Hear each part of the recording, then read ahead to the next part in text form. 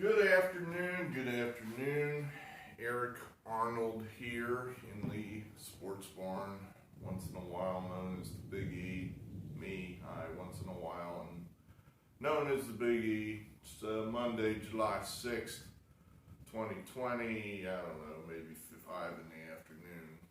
What's the topic today? The New York Mets. We're almost finished now with our 30-team MLB previews. Just the Mets, Phillies, and Nationals left to do, and then we'll recap them all. Before we get into the Mets, and the Mets, we want to take a few minutes with the Mets. I mean, there's some of these teams I think I just basically said, okay, let's preview the Pirates. They suck. Feel safe to bet against them. Next. The Mets will actually try to take a few minutes just because I know there's some of you that have actually expressed interest in what I think about the New York Mets. Of our 30 subscribers, apparently more than 2 of them have an interest in the Mets. I know 1 or 2 people that are Met fans, and okay, all right, so we'll pay it. We'll give it its due credit. We were going to have the Phillies, are the hometown team. That's coming up here, I guess, next. Some bad news. I was all set to have another episode with Angry Mark, my brother, who would just tell you how the whole National League sucks and his team's the best. If you get off on that kind of in-depth analysis. He's not going to participate. We were going to do it, then he hurt his back. Now we're not going to do it. So he's not going to participate. So he's out. So hope he gets better. MJATX, I think he's our most recent subscriber. Thanks for the kind comment about this being the highlight of your day. Yeah, me too. It's the highlight of my day, making these videos. So, thanks for the kind comment, MJ.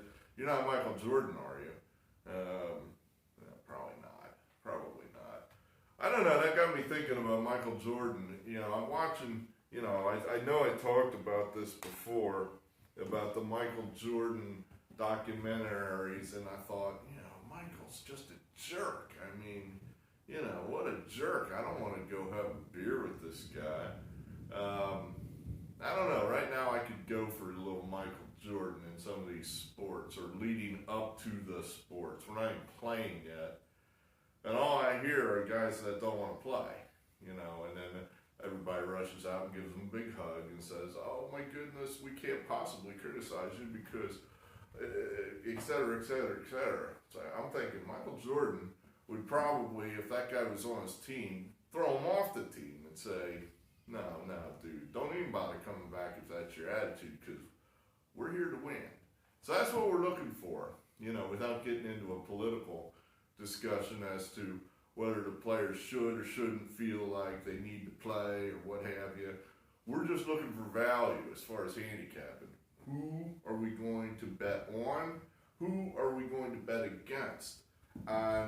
I'm looking for the winners, the guys that don't want to go and visit their pregnant wife, that they want to stay there with the boys and win.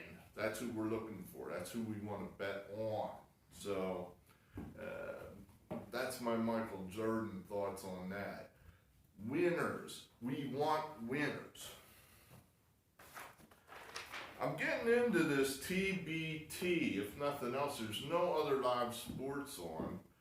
I just haven't been able to, I never did really watch golf except maybe the major tournaments. I'd turn it on Sunday, the final round, see who's winning, but I couldn't watch like 4 days of a golf tournament. And the major tournaments aren't playing now anyway, so NASCAR, I watch one race a year, the Daytona 500. I watched that, then the world ended. What's the other sports playing? UFC? I don't know anything about UFC. I don't know who the guys are. I mean, I guess I like, good fight and just like anyone else, but I just don't know anything anything about it, and I particularly don't know how to handicap it. So, I'm just kind of like, now entering month 4 of no sports. Well, now they have something that ESPN's broadcasting called TBT, the basketball tournament, which apparently is like been out there for a while. What is it? I guess it's a 24-team single elimination tournament, 5-on-5 basketball, and the teams are, made up of non-NBA players. That guy who was really good in college and for whatever reason just never broke through in the pros. Believe it or not, the United States makes up about 2% of the whole world. I know it's shocking to all of us. But in that other 98% of the world, they also play basketball. The leagues aren't as good as the NBA, but they do play basketball, and a lot of these ex-college guys, that, hey, if I could play ball and wasn't quite good enough to play in the NBA, hell yeah, I'd go play in Israel or somewhere.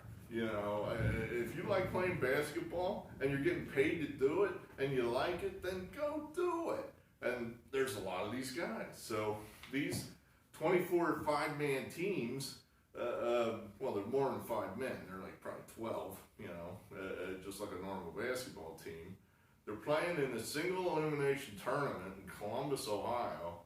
And yeah, I'm getting into this. I admit, I've got my little laptop there as the teams are playing, and I'm on their website clicking on the rosters trying to figure out who these guys are, because for the most part, unless they're an alumni of the college that you follow, you probably just don't remember them, you don't know who they are. But once you start to identify some of these players, I'm starved for sports. This is speaking to me. It looks like good competition to me. Is it top level basketball? It's better than college. I would say the talent level is better than college. I would say the effort level at the moment is better than the NBA. Because the NBA, remember, we're in 3/4 speed zone in the NBA. They'll ramp it up to max effort once they hit the playoffs. Well, these guys are at max effort right now. They're not nearly as good as the pros. You could just tell, they don't shoot the ball nearly as well as the pros do. In fact, the announcer, Dan Dakich, made a joke. I guess this is not his joke, but it's, whoever's joke made it first. It's pretty funny. TBT allegedly stands for take a bad 3. And he was saying, well, they're getting better. They don't always do that anymore. I'm thinking, I don't know. They look like they shoot a lot of bad 3s to me.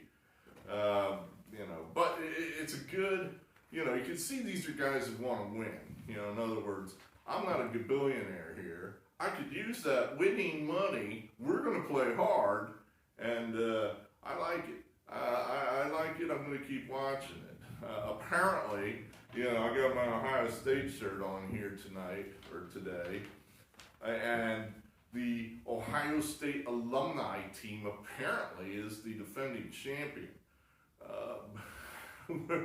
which I find, really funny, in that, like, Aaron Kraft apparently is one of the better players. Wow, I always kind of thought that guy had a spot in basketball somewhere, just because he's such a defensive pest that, the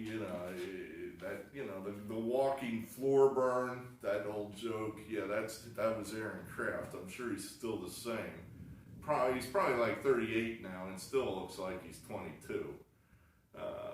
But yeah, so it for me, something to watch. My God, all the sports leagues, the majors, they're all starting to feel like they're all on quicksand now as we're getting closer to actually playing.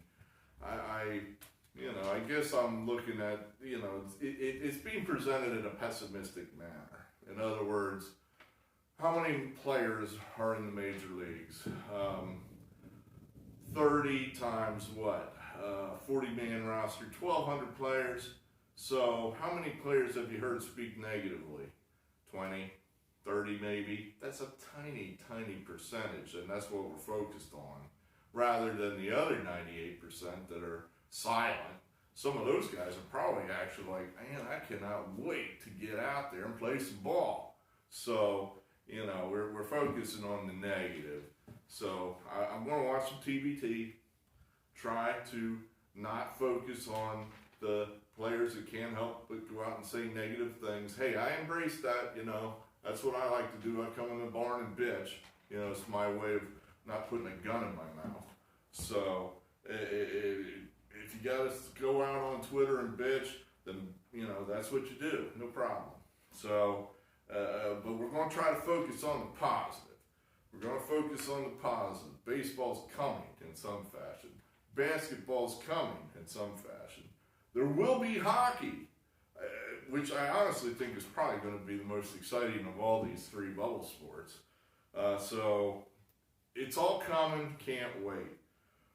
One more thought and then we'll get to the Mets. I noticed, you know, I've been trying to somewhat, you know, this is one of the reasons why I try not to put a gun in my mouth right now, because life is, you know, everybody hates each other. But trying to keep track of it just so I don't get myself canceled by, you know, stepping on a landmine verbally for something I didn't even know was there. So I noted that now apparently there are white nationalists out there, I guess borderline Nazis, and when they get together, they call themselves the Bugaloos or something like that, the Boogaloos, something like that. And their theme is they wear Hawaiian shirts. Maybe this was a joke, and the joke's on me because I didn't get it was a joke. You know, I read that like it was serious, and then maybe it's just a joke because it sounds too stupid to be real. But it's like, God damn it. I mean, I've got like 6 different Hawaiian shirts I wear. I'm not a Nazi. I'm not a goddamn white nationalist. I'm just a fat guy in a hot barn who wants to be semi-comfortable. Is that a crime? Christ. So I just thought I'd put my disclaimer out there. Not white nationalist. Just fat guy wearing a Hawaiian shirt. There, you know. Now I'm safe, I hope. Let's talk New York Mets. Talk New York Mets. If there's one fan base that hates itself more than the Phillies hate themselves, or the Philadelphia fans hate themselves, it could be these guys. These guys are perpetually walking around with an umbrella when it's 98 degrees and sunny outside, just waiting for the freaking storm to come through. And usually it does storm on them, so I guess, you know, you can't blame them. You know, they know, they've learned through experience. You know, I was struck by their history.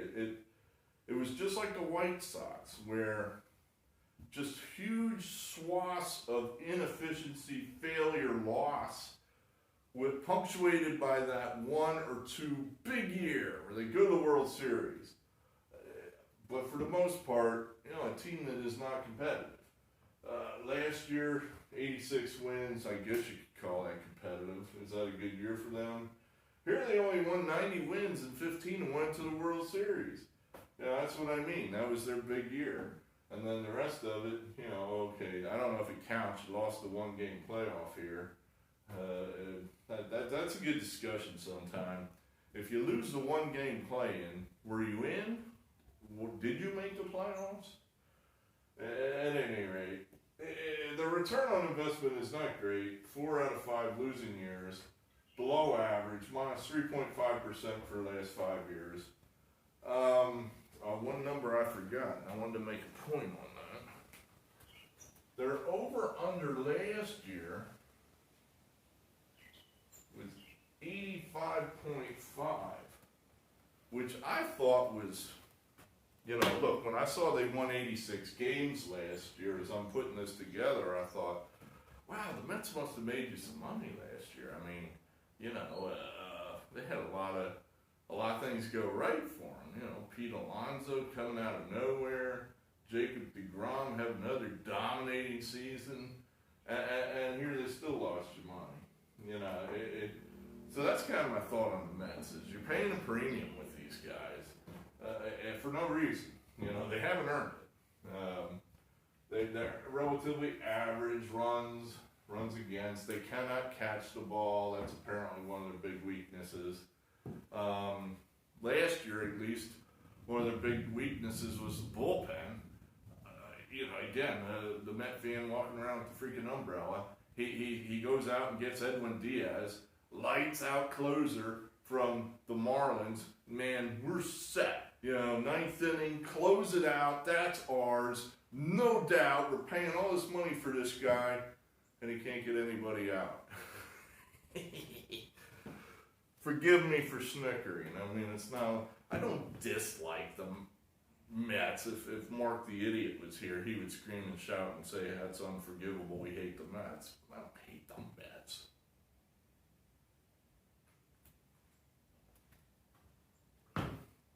There's certain teams, there's certain combination of teams and their fan bases that get me up to the hate level. But it's been a while. The older I get, I try to hate less.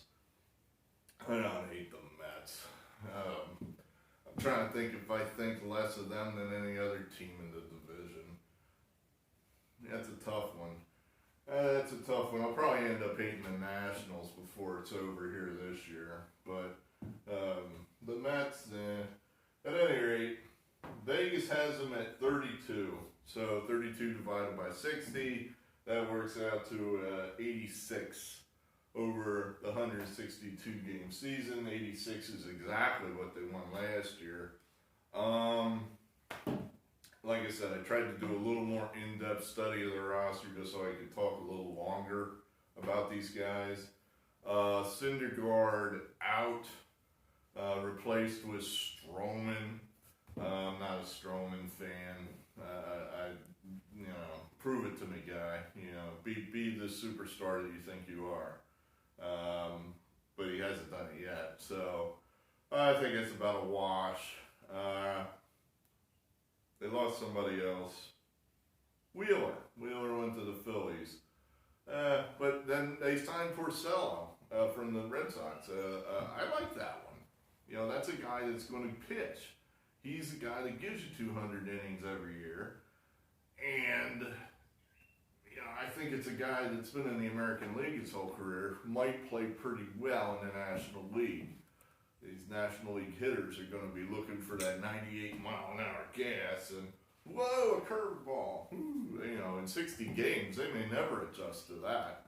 So he may do pretty well. What else? The bullpen. You know, I don't know they fixed that.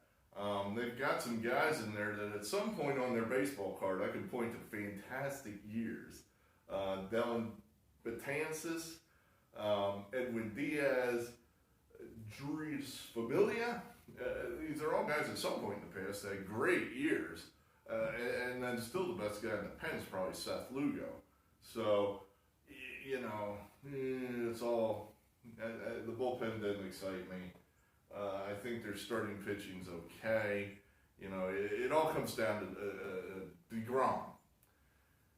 Yeah, he's a top-line pitcher. You know, maybe the top-line pitcher in the National League. Is he going to be that way again?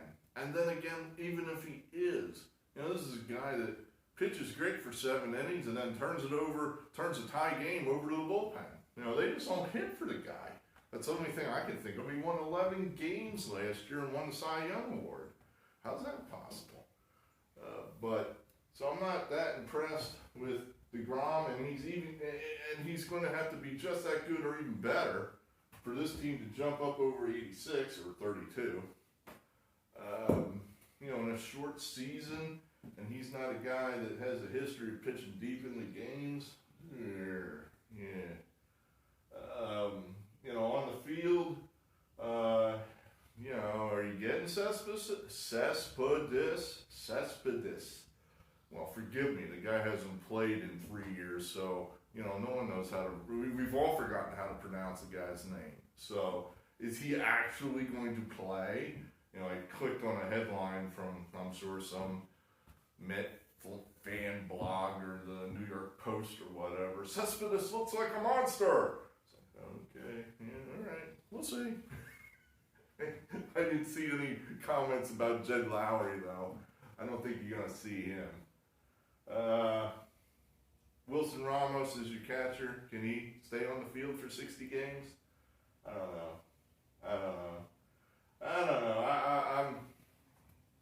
I tried to come up with something one way or the other just to be provocative, but all I could come up with was I think Vegas is pretty close to right with this one.